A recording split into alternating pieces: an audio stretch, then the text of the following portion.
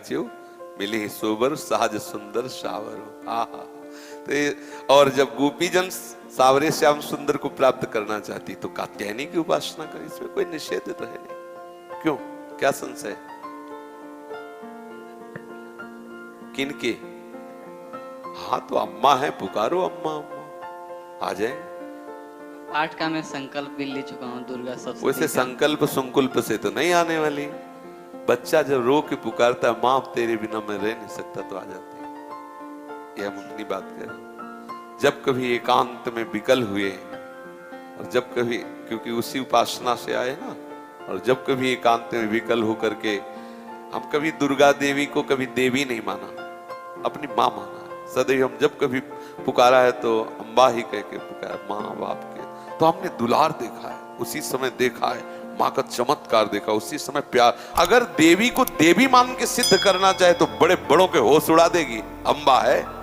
एक बार वो जो महर्षि महेश योगी है ना, पधार गए, हालैंड में रहते थे। तो उनके एक गुरु भाई थे छोटे, तो उन्होंने देवी को सिद्ध करने के लिए पूरी व्यवस्था की और अनुष्ठान किया, देवी के मंत्र का अनुष्ठान किया। मंत्र का अनुष्ठान पूर्ण होने के पहले परीक्षा होती है। एक एकांत पूरा महल, उसमें हर व्यवस्था उनकी थी।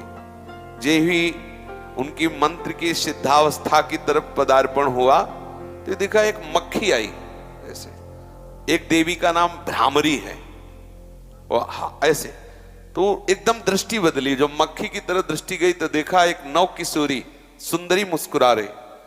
बस विचलित हो गया, अंदर वो भाव नहीं रह गया मां का, पागल हो गए, दिमाग खराब हो गया। देवी को कोई सिद्ध करना चाहे, जैसे हनुमान जी हैं, आप सियाराम की भक्ति चाहो वो आपके बिल्कुल प्यार, अगर सोचे कोई हनुमान जी को सिद्ध कर ले तो निश्चित सब, हमने मतलब ये सब बातें देखी है, भ्रमण किए ना, तब सब ये देखा है। आप सियाराम का प्रेम चाहो तो हनुमान जी तुम्हारे बिल्कुल दाहिने खड़े हैं। और अगर हनुमान जी को सिद्ध करना चाहो तो तुम्हारे होश उड़ जाएंगे, नाना याद आ जाएंगे, पक्का बात है। तो ऐसे ही देवी के दर्शन की लालसा हो और देवी को वात्सल्य भाव से पुकारा जाए, क्योंकि जगदम्बा है ना।